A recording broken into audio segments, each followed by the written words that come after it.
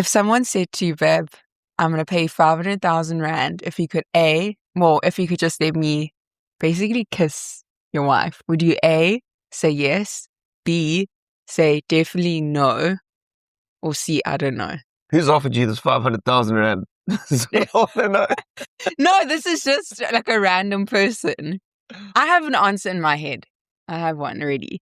Yo, this is obviously. Why are you even thinking about it? No, because I'm like, what is if it's just like a peck on the cheek, I'd be like, okay. No, kiss your wife, like make out. No.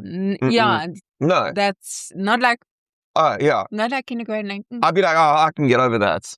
If it's just like a peck. Like a peck or like a small kiss. I couldn't. I'm too like... Hey? I couldn't. I'd say no on all aspects. On all aspects, you'd say no? Yeah, even if the money's for home, no, we marry. You're right. We marry. You're right. I bet you though, there are people that are listening going, take the money, yes. Get over it. I couldn't. I would never be able, because I sit next to you in bed. Okay. I'm like, we must respect each other on all aspects. Amen. So I know some people have probably taken like 4 or 10 years to get married, but how long do we take to get married, babe? I think it was like a week or something. Oh, wow. That was like, it was a year. Like 9 months. 9 months. 9 months. But it wasn't 9 months from when, it was 9 months from when we started dating. Yes.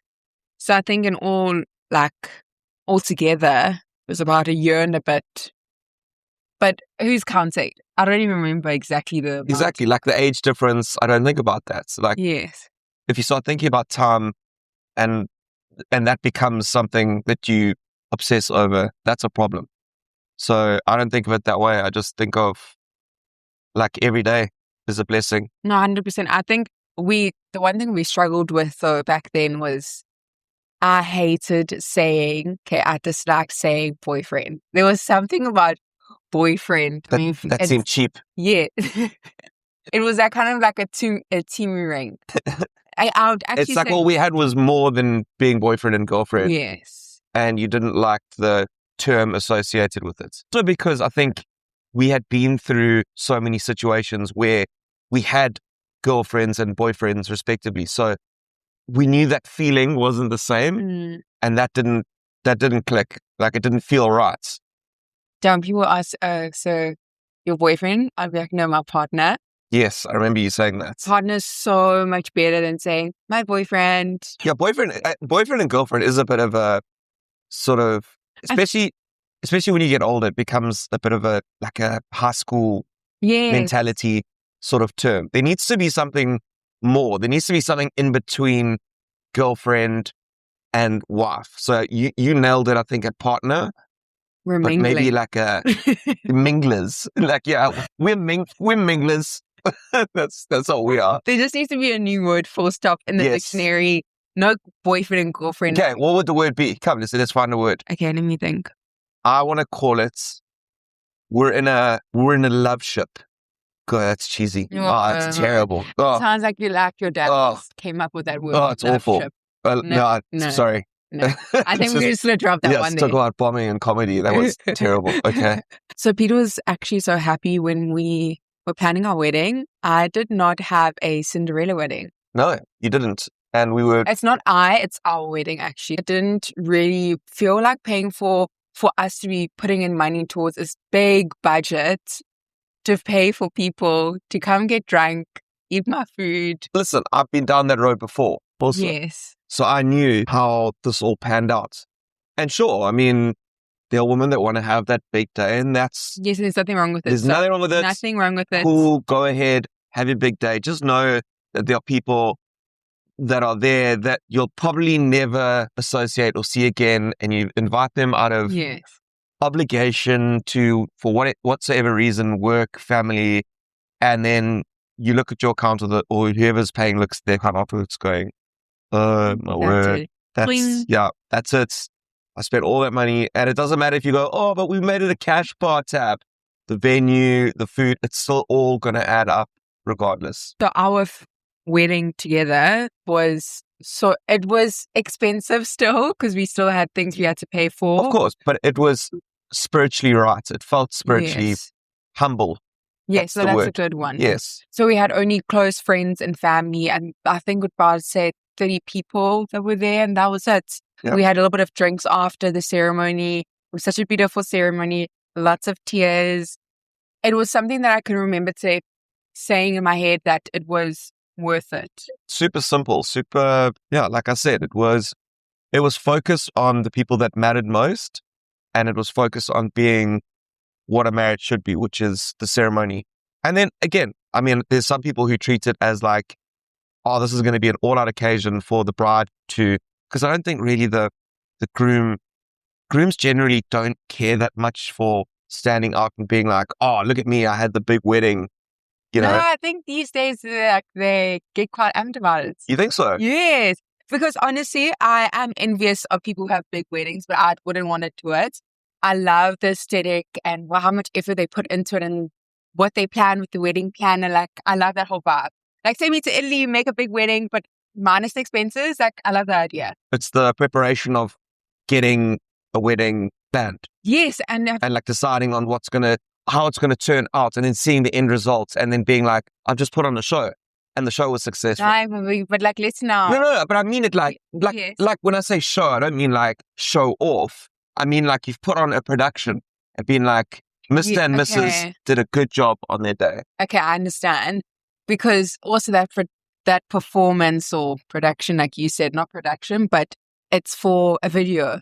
And I love the wedding videos. I know you might be like, oh, what's the video for? But it's so cool for Instagram to look back on. I've seen so many wedding videos where I'm like, oh my gosh, in our 10-year anniversary, I want this. Okay. So we said in our 10-year anniversary, we're not having like a wedding, but we're going to have a little party, soiree. Yes. We're going to get down to it. We're going to turn it up, which is nice. We're going to put on that performance that we didn't put on. Yes, for our actual wedding. Yes. Yeah.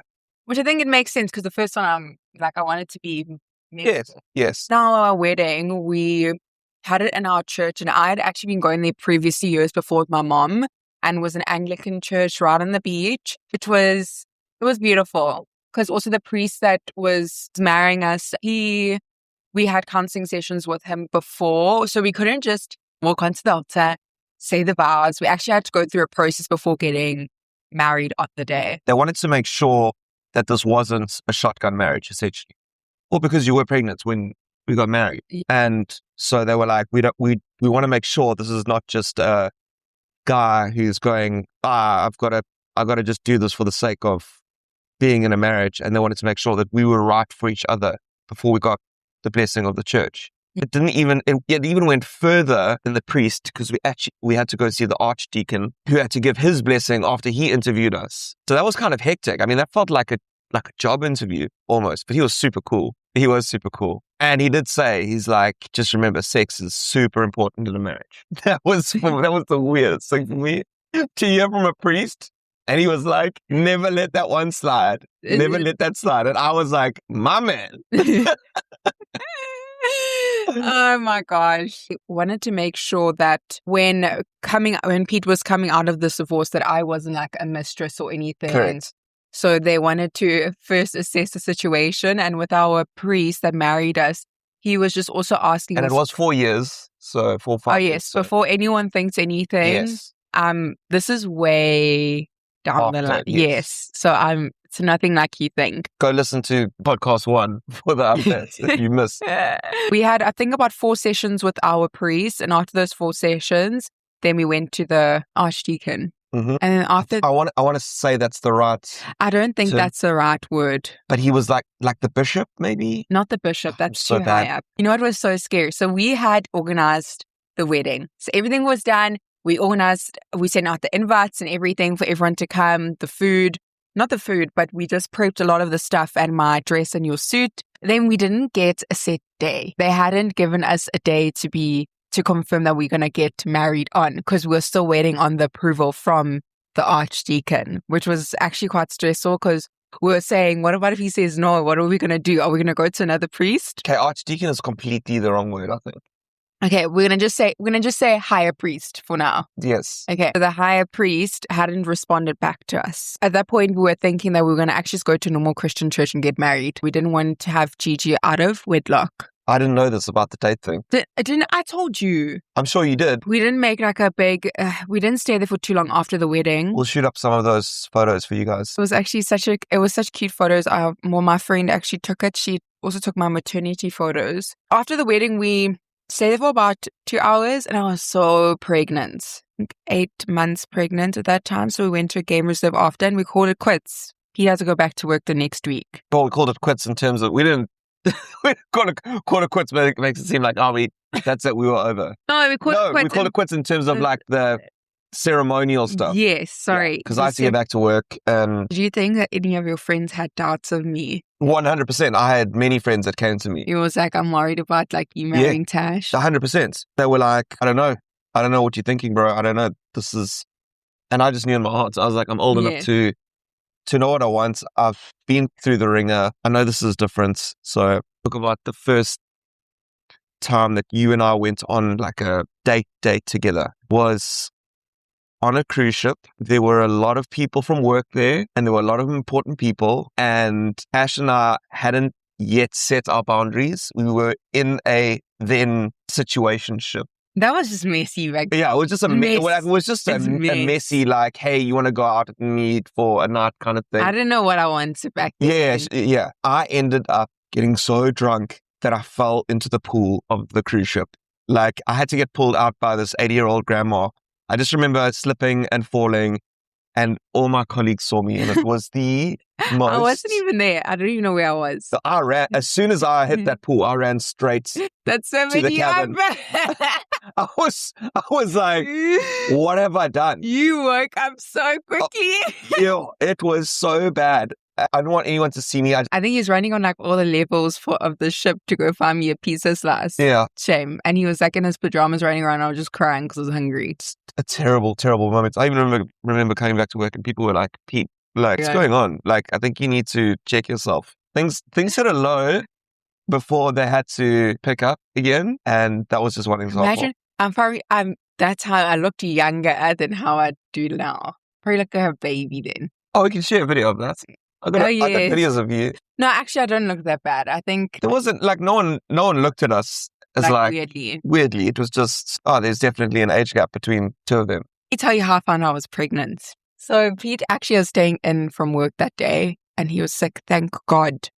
And I think this was about 6 months in being into our relationship. And I said to Pete, the one morning I had taken my vitamins, and we were on our way to his work.